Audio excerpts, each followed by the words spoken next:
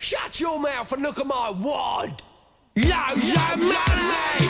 This is a journey into money. Loads of money. I know. It's loads of money.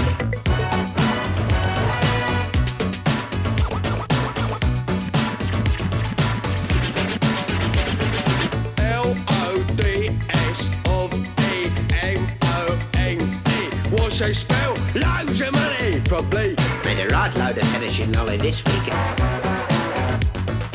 Right, lads, what's out for the ladies? Loads of. Money. Loads of. Money. Right, whop it out. What that? Loads of money. Whop it out.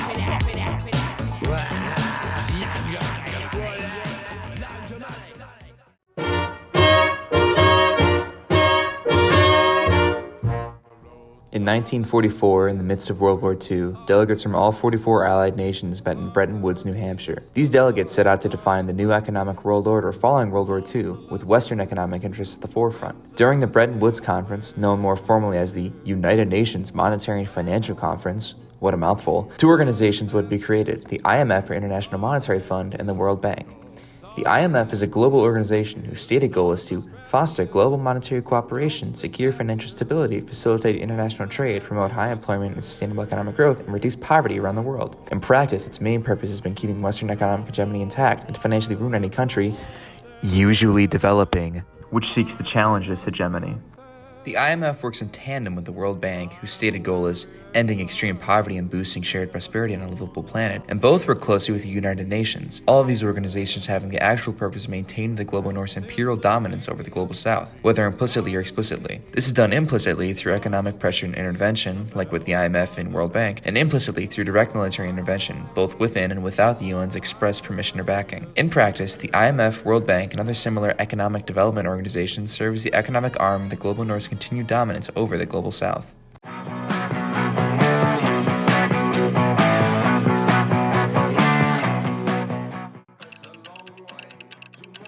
Members of the IMF are given voting power related to the amount of money they can contribute to the organization's investment fund. It operates similarly to a publicly traded corporation with a board of directors comprised of the wealthiest nations. Because it's basically just a corporation with nations instead of individuals as shareholders. Naturally, this system means that less wealthy nations get less votes. Let's take a look at the 25 countries with the highest share of votes. How does Africa place? Wait a minute. Not a single African nation is present? That can't be right. 18% of the world's population lives there. And there's 54 individual countries. Not a single one cracks the top 25? No. The entire continent of Africa holds only 6.5% of IMF votes. As Tricontinental, an institute for social research, put it, North America with 2 members has 943,085 votes, while Africa with 54 members has 326,033 votes. This staggering figure points to the continuation of imperialism and colonialism on the African continent. But it's not the most sobering revelation when it comes to the IMF in Africa. Almost half of the money that the IMF is lending goes to African nations. This should help grow African economies and make Africans richer.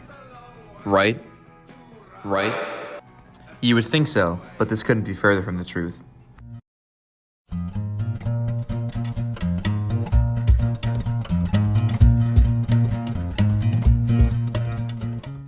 In a 2005 article of the same title, Demba Musa Dembele, a Senegalese economist, examines the effect that IMF investment has had on African economies.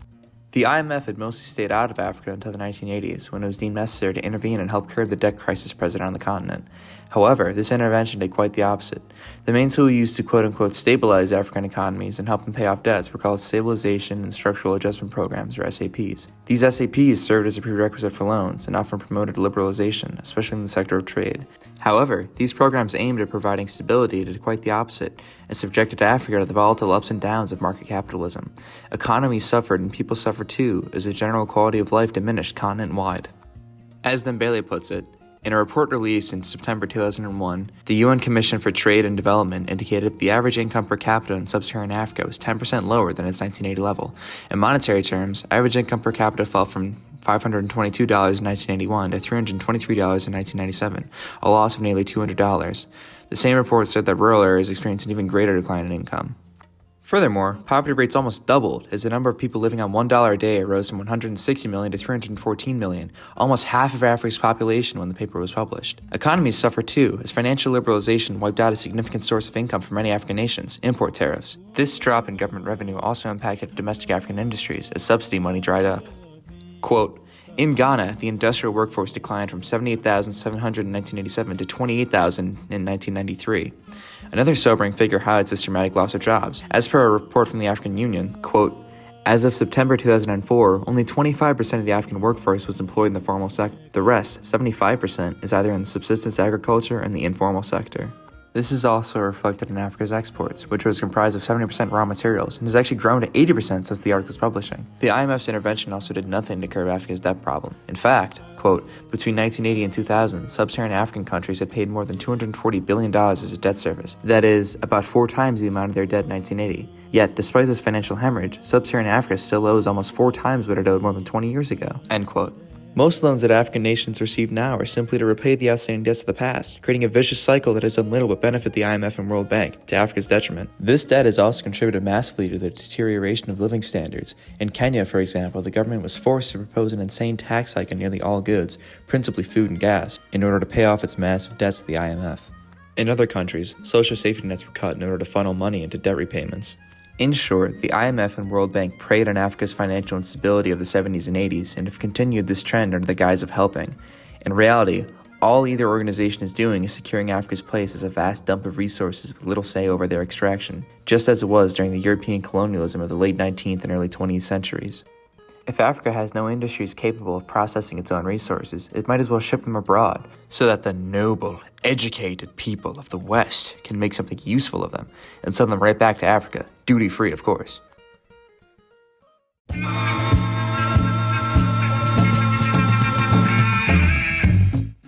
Africa isn't hopeless in this whole situation, far from it. There exist many ways for the continent to pull itself out of this debt cycle and forge its own economic future, free of both Western and Eastern influence. In a 2023 article from AfriWonk, a Kenyan policy wonk, 3 distinct steps are laid out for African nations to pull themselves out of the debt trap that the IMF has placed them in. Step 1, secure the keys. Step 2, ascend from darkness. Step 3,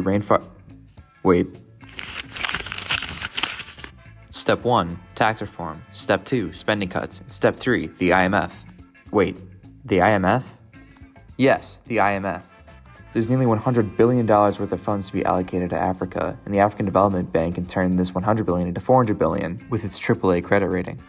Basically, instead of relying on the IMF and international creditors, African nations should rely on African creditors in the African Development Bank. Not only would interest rates be significantly lower, the continent's economy would grow immensely. In conclusion, Africa is on the brink of a massive financial revolution. However, the grip that neocolonial entities such as the IMF and World Bank have in Africa cannot be understated, and it remains to be seen how this relationship will change, for better or for worse.